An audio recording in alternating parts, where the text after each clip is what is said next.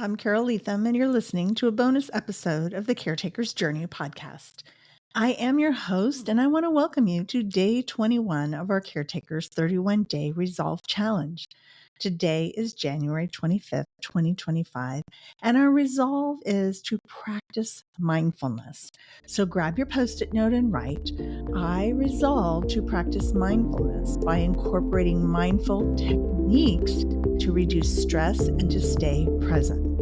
So, practicing mindfulness can help reduce stress. It can help increase our focus. It'll help improve our emotional well being.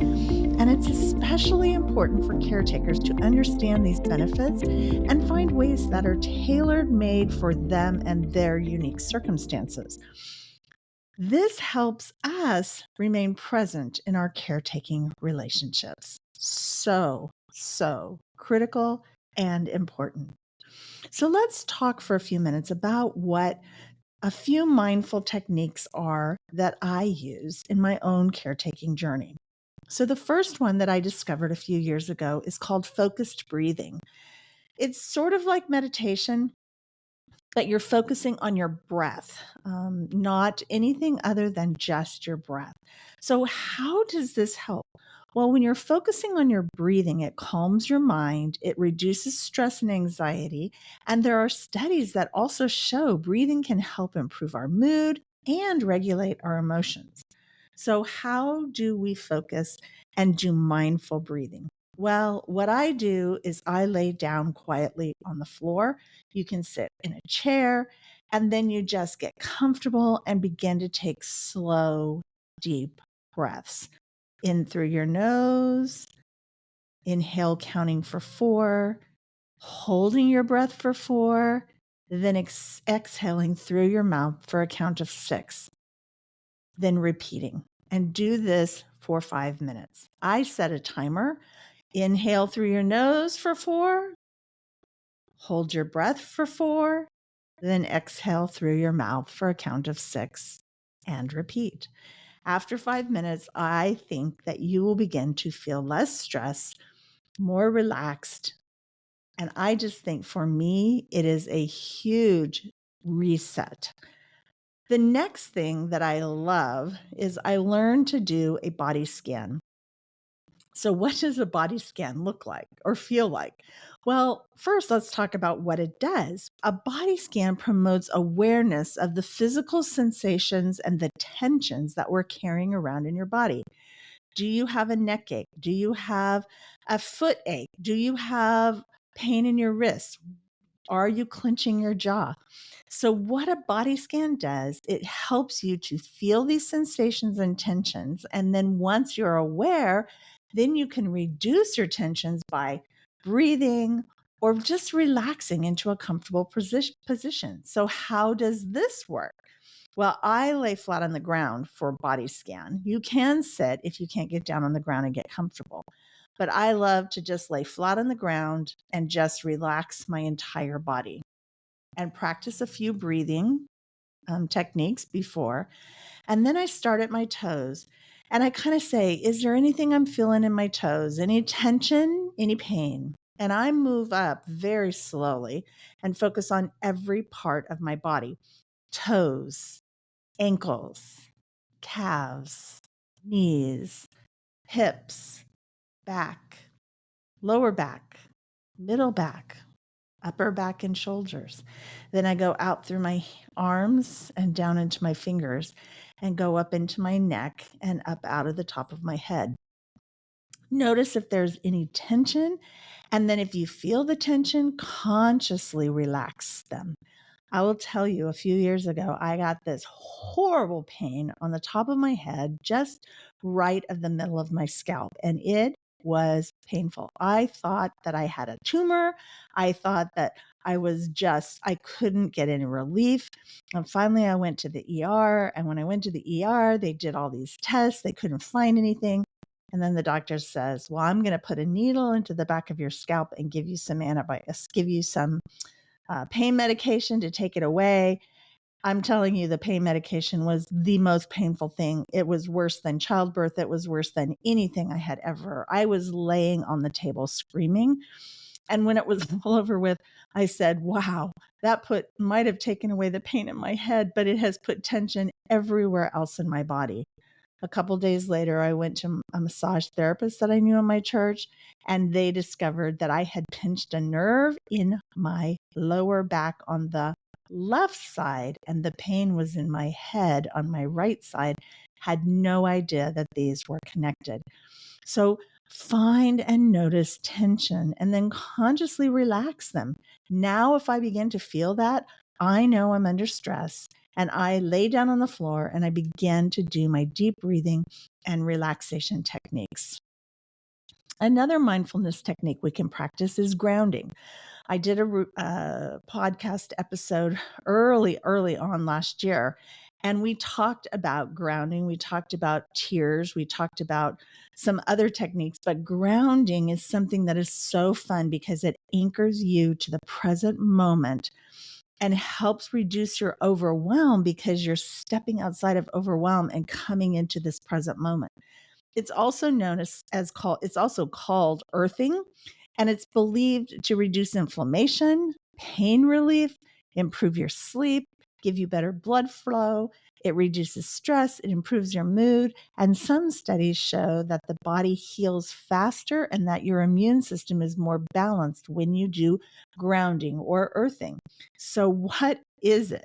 Well, you walk outside onto the grass or the dirt barefoot.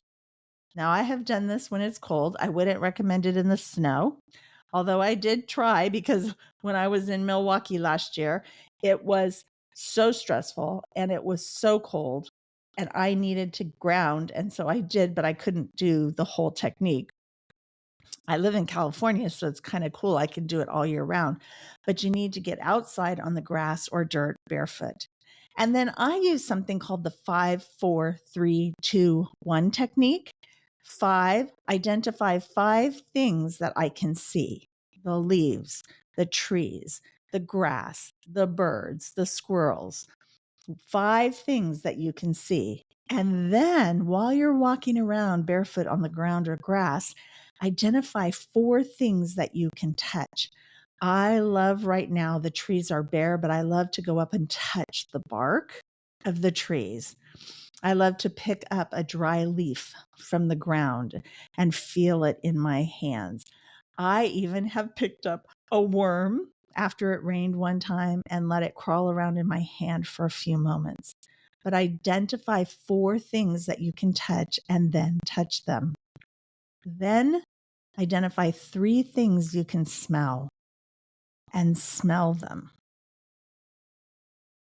Identify 2 things you can hear and 1 thing you can taste and taste it. So 5 things you can see, 4 things you can touch, 3 things you can smell, 2 things you can hear, and 1 thing you can taste. It is so much fun to just go out. And right now it's really fun because I have a kumquat tree. And so a lot of times I'll walk over when it comes to tasting. I'll pull a kumquat off the tree and eat it. Or I'll pull a lemon off my tree, or I'll pull an orange. I have a lot of fruit trees in my backyard. So follow the 5, 4, 3, 2, 1 technique while you're grounding outside. Another practice that I do is the gratitude practice. And what this does is it shifts my focus from the stress of the situation to the positivity of it. So how do you do that? Well, this is where your journal or your binder comes in handy. And you write down every single day 3 things that you're grateful for, even if they're small. Sometimes a warm cup of tea or my favorite blend of coffee. I'm grateful for my beautiful Bengal cat who loves to sleep on my lap. And if you know anything about the Bengal breed, they typically are not lap cats, but mine is totally a lap cat. And if I'm sitting, she's on my lap. What about a kind word from someone? What about a beautiful flower? For me right now to walk out and watch the sunrise and see the clouds and the colors in the sky, I will write that down. So practice gratitude by taking your journal and writing down 3 things every day that you're grateful for. Sometimes you need to wait and do it at the end of the day. I try to do it whenever I'm doing my coffee and quiet time. Then let's combine some of these together and do mindful walking. So this combines mindfulness with physical activity and grounding with your shoes on. So how do you do that? Well, you go out for a walk in the neighborhood, and as you walk, you're aware of the sensation in your feet touching the ground with each step. As you move, listen to the rhythm of your breathing. And then I also use the 5-4-3-2-1 technique while I'm walking. I've also practiced the gratitude, finding 3 things while I'm walking that I'm grateful for. Another one is single tasking. You've heard about multitasking. Well, this is single tasking. And when you single task, it reduces your mental overload and increases your focus. So, how do you do it? Well, we all know multitasking is when you're trying to do multiple things at once. I'm saying pick one task and do it mindfully. For example, I'm folding laundry. I'm focused on folding laundry. I'm paying attention to the smell, the feel of the clothes, how they're being folded, who they belong to, sometimes praying for the person that the clothes belong to while I'm folding them. Or what about preparing a meal? Noticing the sensation of every part of the task. What does it smell like? What does it feel like? What does it taste like? What are you imagining it's going to taste like when it's done? Feeling all of the different ingredients, being mindful of the one task that you're doing, and do this task without thinking ahead to your other to-do list of other tasks. So focusing on one task, fold laundry, prepare a meal, whatever. And then journaling. We talked a little bit about that earlier a few minutes ago. Journaling provides an outlet for our emotions and it fosters clarity.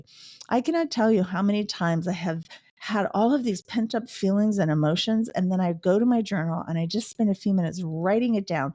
And I will write like crazy without really paying attention to, even if I can read it, I'll just get it out and get it on paper. Somehow writing my feelings, my challenges, my victories on a piece of paper, I'm transferring that sort of pressure out of my body and onto the paper. And it really does release your stress and it provides that outlet for those emotions. And sometimes I get clarity when I'm writing them out because now I'm starting to process and think about what it is that's bothering me. Here's a good one. I'm not very good at this. I am learning. This is the one that I probably need the most work on, and that's mindful listening. Mindful listening. What does mindful listening do? Well, it enhances my connection with my loved ones, my friends, and those that I'm caring for. So, what is mindful listening? Well, it means that we're listening to someone, we're giving them our full attention. There's nothing else going on. We're paying attention with our eyes, with our bodies, with our energy. We're paying attention to what they're saying. Did you know that we tend to listen and we are already preparing our answer while we're listening? This is not mindful listening. We need to listen, giving them our full attention, noticing the tones, the words, the body language that they're using when they're talking to you. Hearing it all. And after they're done, or if they pause, then think about what you heard and noticed, and then form your answer. So, why do these mini mindfulness breaks work? Well, they create a quick moment of calm in a busy caretaking day. When you pause for 1 to 2 to 3 to 4, even 5 minutes throughout the day, it helps bring your focus back to the present. Mindfulness doesn't require large blocks of time. I set a timer on my phone when I first started doing this, and I was in the middle of my caretaking day and it was getting chaotic and busy. I set a timer for every hour, and then every hour I would take a few minutes to stop and do one of these mindful techniques. I started small, and now they're just a daily part of my routine, and I don't even need to set a timer anymore. I hope that these mini mindful moments will become a part of your daily routine and help you as you navigate your caretaking journey. Thank you for joining me today. And if you're a caretaker or you know a caretaker, share the show with them using the links in the show notes below. My resource for these resolves is from my book, Are You Ready to Find Joy When Life Gets Messy? And if you want to know more about my caretaking journey, the link to purchase my book is below. And in February and early March, I will be doing a 4 to 6 week series on my book, not reading it, but talking about some of the tips and tools and some of the stories that created my caretaking journey. So you might want to purchase the book and get ready for that. If you want an in-depth copy of the Caretakers 31-Day Resolve Challenge, join my email list, see the link below, and I'll let you know how to get it when it becomes available. As I close out today's episode, I want to pray for you. God, I pray for every caregiver that's listening right now. I pray, even as I breathe, that they will learn to take some deep breaths, that they will learn to take some mini mindful moments to calm and move the stress away from their body, that they'll figure out and learn what the tension feels like in the different parts of their body and learn how to relax. God, I thank you so much for loving us. I thank you for the senses. I thank you for nature, that we can go out and walk on the earth and ground and just celebrate and find those things in our yards that are just making us so grateful. Thank you for loving us. Thank you for walking before us. Thank you for walking behind us. And God, thank you so much for walking beside us. Thank you for loving me. Thank you for seeing me. And God, thank you for that caregiver who's listening right now. I pray that they will feel encouraged and inspired by the ideas of taking a mini mindful vacation. God, we just ask all of this in your precious name. Amen. May the Lord bless you and protect you. May the Lord make his face shine on you and be gracious to you. May the Lord look with favor on you and give you peace. I will be back tomorrow for day 22. And until then, it's all about him.